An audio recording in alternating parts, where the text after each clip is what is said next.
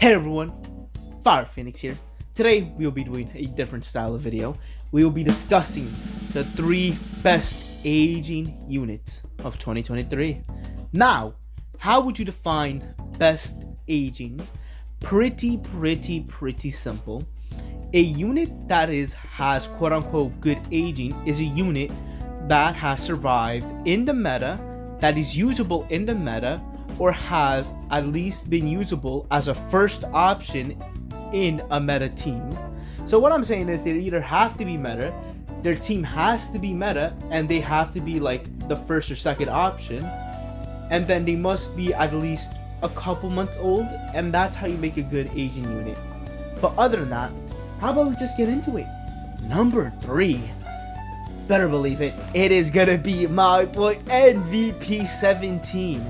Now, you might argue, oh, what about the Ultra Rosé? What about the Ultra Kid Buu? And listen, I understand, but the reason why MVP 17 is number 3 is very simple. He defined what a good defensive unit is. Very simply, the format that they used for 17 is the same format that they also used for Universal Spirit Bomb. You might be wondering, why is that? It's because these units are meant to last. They are durable, they might not do that much offense, but holy shit, is that defense absolutely spectacular. But let's go to the more weak side of 17. First, we have his blast. The only good thing about his offense is his blast. Other than that, his strike is your normal strike. The blue card turns into a green card. That is a magnifique. That is beautiful. But more on the blast. Each time you do a blast, very simply, you get 1 card draw speed level for 5 timer count upon activation. And to be honest, that is pretty good, because if you do 3 blast cards, you get triple card draw speed, and then you get 2 more cards, and then you pull out the ult, and the ult is actually pretty good. You know, 50% damage inflicted for 3 timer counts, applies attribute upgrade, minus 50% to damage, to sustain damage critical effect for 3 timer counts. That is absolutely amazing. I'm gonna be super honest, like, amazing ultimate. And then a blast card that does pretty solid damage when it came out. Now the weakest side is the strike. And yes, I know it gave like key recovery. Key recovery is not that useful, but it is nice to at least have some effect. It's not like it's completely blank, but that's not the point. That is his weak side. Yo, his main thing is absolutely his defense. MVP 17 came out when Ultra Gogeta Blue came out and when a lot of Fusion Warriors came out. So he had what, 25% damage inflicted against Fusion Warrior. That's pretty nice. And then the thing is, he had endurance. Also, when he switches in, he gets another blast card. The most important crap is that when the enemy uses like a special move, an ultimate, an awaken art, rising rush, whatever, he shortened ally substitution count by 3. He cancels the enemy's attribute upgrades and buff effects. It might say up to 3 times, but it feels like he does it forever. And it's absolutely amazing. And then when the enemy uses also, again, a special move, ultimate awaken art card, he restores the ally's health by 10%. And it's just like, listen, even if he dies, he's still usable. Even if the last man standing, he's still usable. Like, especially with Gogeta Blue, this is the main interaction, especially all in the beginning of 2023. Well, at the late of 2023 and the beginning of 2024. Gogeta 4 was the first unit to have nullification of endurance upon Rising Rush. And you know who was the only one who was able to counter that? Better believe it, it was 17. So, on the viability scale, he had amazing defense, which just translated for the whole year until almost the end of the year, until like Legends Fest, basically. No, not even Legends Fest. Until Ultra UI came out, then he just got kicked out of Unirep. Like, he was the first option. You would wanna run like Ultra Hit, Go Frieza, Jiren, 17. 17's like right there. You want to use 17. You want defense. You want to not die so quickly. 17 and Go Frieza made a nasty combination. Because guess what? If they use a blue card and it's against 17, that blue card's gonna do nothing. If they do a Rising Rush, guess what? Better believe it, Go Frieza with that stupid gauge is just gonna completely wipe it out. That team was absolutely amazing. Uniref for that entire year was absolutely amazing, and he was the first option for that year for basically the entire year, except when UI came out, you wanted to switch around the team a little bit, but that's besides the point. And then his secondary team, Android. Oh my fucking god. The peak of androids was Gammas, the Cell, and MVP 17. I want you to guys think about this for a second. That was the best team for part 2 of the Legends Fest. And it had MVP 17. Why? Okay. Amazing defense by 17. Okay, let's say you kill one of them. Oh no, wait, you killed Cell. That's an AoE death that does absolutely amazing. And then over time, teams usually like lose a lot of stamina. They use their ultimate art. They don't have that much left. Not the Gammas. You know what they have at the end of the game? Their stupid preparation mode. And back in the day, that used to do a absolute butt ton of damage. His teams were viable. He was viable. And he lived in the meta. And while you might be saying Ultra Kid Buu was better for the duration of time, you have to realize MVP 17 was still top 10 for that entire year. As I said, MVP 17, amazing. He's my king. I love MVP 17. And other than that, number 2 is a pretty simple unit. You better believe it. It's Go Frieza. Yeah, pretty simply, it's Go Frieza. The main issue why I will not put MVP higher than number 3 is that after 2023, yeah, he kind of fell off a little bit. Mostly because new units had better defensive mechanisms, and he doesn't have a full Zenkai buff. Go Frieza has a still Zenkai buff. He's still usable. His gauge is pretty nice. I mean, just being able to completely nullify just Rising Rushes. Man, his Feek, that is absolutely amazing. And then, yo, I'm telling you now, if Go Frieza never got that buff, they would have died out by now. Completely would have died out by now. It's ridiculous what they're just able to do. They switch. They just absolutely fuck your shit up. If they switch to Frieza, oh, you are going to get fucked up by Frieza's blue card. Guaranteed. Frieza did a crap ton of damage, and Goku on the Goku side, he also did pretty nice, especially with his green card. He got a card draw speed, he had pretty good card draw speed, and he had I'm saying it now, he had pretty good card draw speed with the green card. Like, it was amazing. And then, even with the last man standing, you switch into Frieza, you get your gauge, you pop a green card, you get your gauge, you just blink, you get your gauge, you get your gauge, you get your gauge, you get your gauge a ridiculous amount of times. Frieza gets his gauge, you switch back to Goku, he does amazing damage, and then you can switch back to Frieza, you get your gauge again, PV, repeat the cycle until you win the game. And guess what? They can't Rising Rush you. No, because you're gonna counter that, obviously, right? So, amazing unit. Kind of bad defensively, doesn't really have that much offensive capabilities, but amazing offensively. Even to this day, they're pretty good. If you have them like 6, 8, not even 6, 7, 8 stars, they're gonna do pretty well on offense. And then we're gonna have to talk about the teams. Go Frieza had fucking teams, dude. What do they have? Saiyans, Sun Family. I mean, on the Frieza side, it's kind of weaker. Lineage of Evil. Like, you could just, all 3 of those are well, not Lineage of Evil. Lineage of Evil was kind of viable in 2023. Not really, but you could have used Lineage of Evil, especially with the blue Revival Frieza and the Legends Limited blue card. What's it called? The first form Frieza. Yeah, they were kind of usable. That was a pretty usable team. But I'm not really here to talk about that. I'm really here to talk about Saiyans and Sun Family. And you know where I'm going with this. Legends love Sun Family. Like, it's ridiculous. Okay, let's go through the timeline, right? Go Frieza comes out. Okay, you know, Gamma's come out, Orange Piccolo comes out. Doesn't really mix well with Uni. Also, we had Unirep. I forget. Yeah, Go Frieza also had Unirep, which is also another viable team. We already speak about it, so I'm gonna focus more on Saiyans and Sun Family. Let's go to the timeline.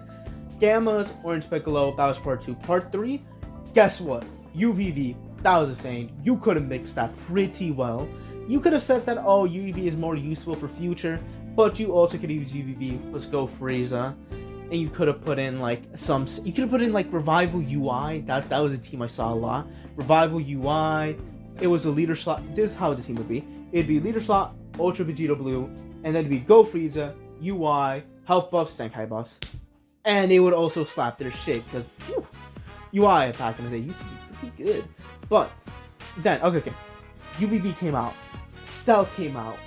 The Ginyus came out. All the Ginyu Force. Okay, not a lot happening there for a full month. They didn't get above.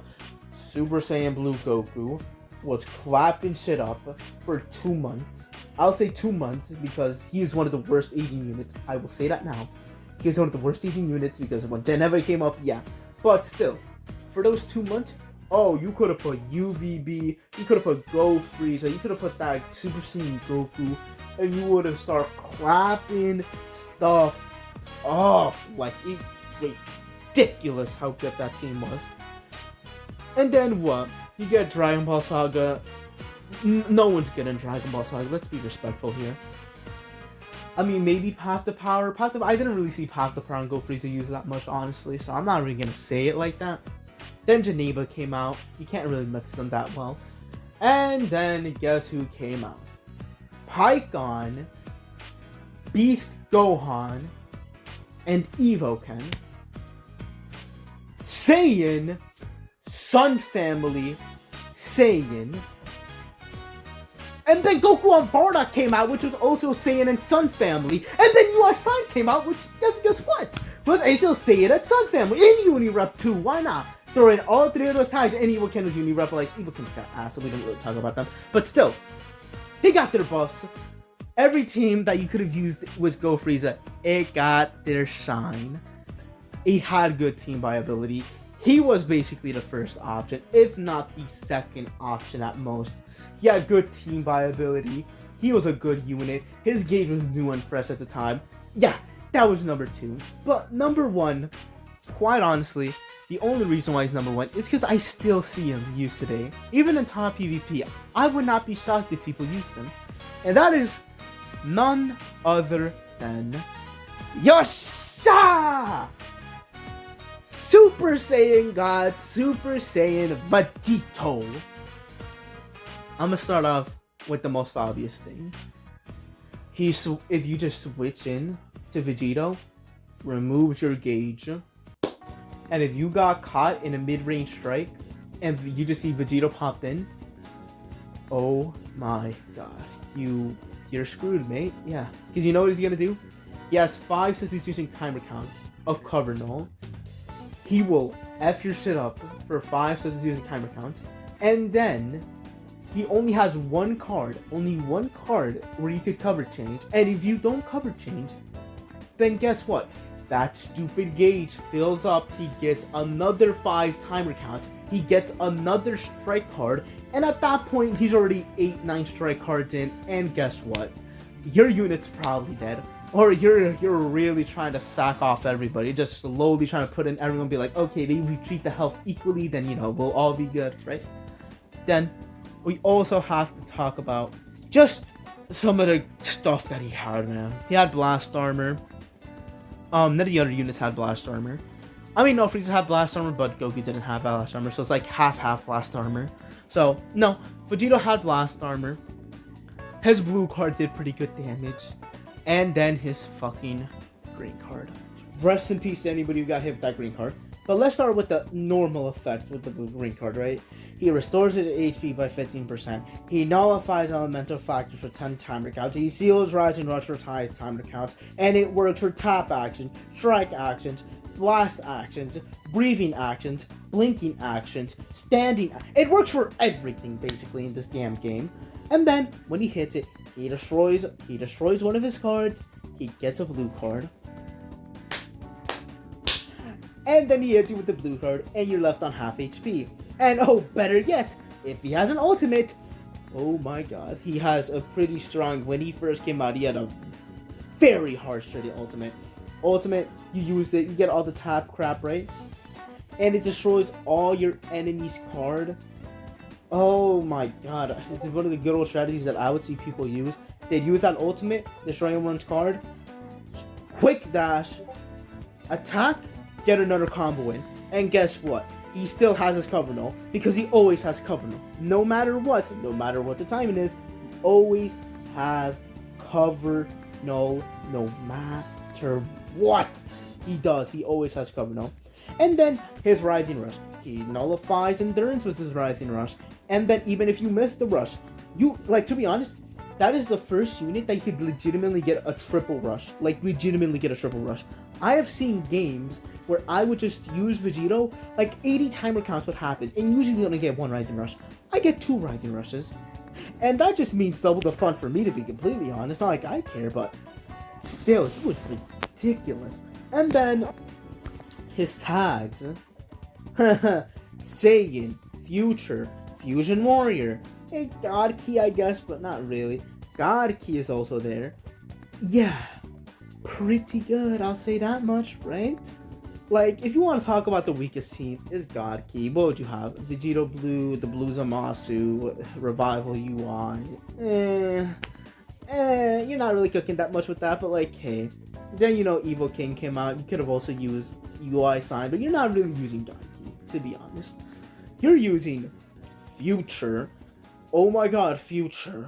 The team I saw most running around in part 3 of the anniversary, it was stupid Vegito Blue. It was stupid Rose. And it was stupid Sword of Hope Trunks. Ridiculously good. And then Fusion Warrior. Fusion Warrior is always in the meta, to be completely honest. Like, come on. I mean, you could have used, like, what? I mean, let me think about this. Vegito Blue, just think about a little Vegito Blue, Gogeta Blue, and then Super Vegito, I guess. But you're not even using Super Vegito. I mean, no, Super Vegito actually was pretty good back then. But when Pycon came out, yeah, Pycon, Vegito Blue, Gogeta Blue, yeah, that was a team I said a lot there too, actually. And then Saiyans. Let's not speak about Saiyans. Saiyans is Saiyans, it's always going to be in the meta, no matter what the timing is. Because, wow, Saiyans got a lot of buff that year. So, okay, amazing unit. He actually has pretty good defense, because whenever we got him less than 50% HP, he heals up 50% HP. So that's like a life and a half almost. Pretty good, honestly. Pretty good defense. Well, compared to the other two units, in reality, he has like alright defense, above average defense even. Really good damage. And he has all these like little gimmicks with the green card, with the tap action ultimate, with the nullification of endurance, especially when using Rising Rushes. And yeah, to be honest, he's still in the meta today.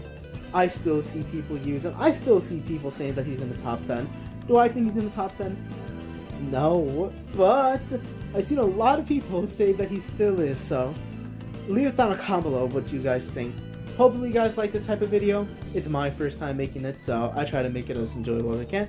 But other than that, guys, leave it down a comment below what you think were the best aging units in 2023. And remember, this is Phoenix signing out.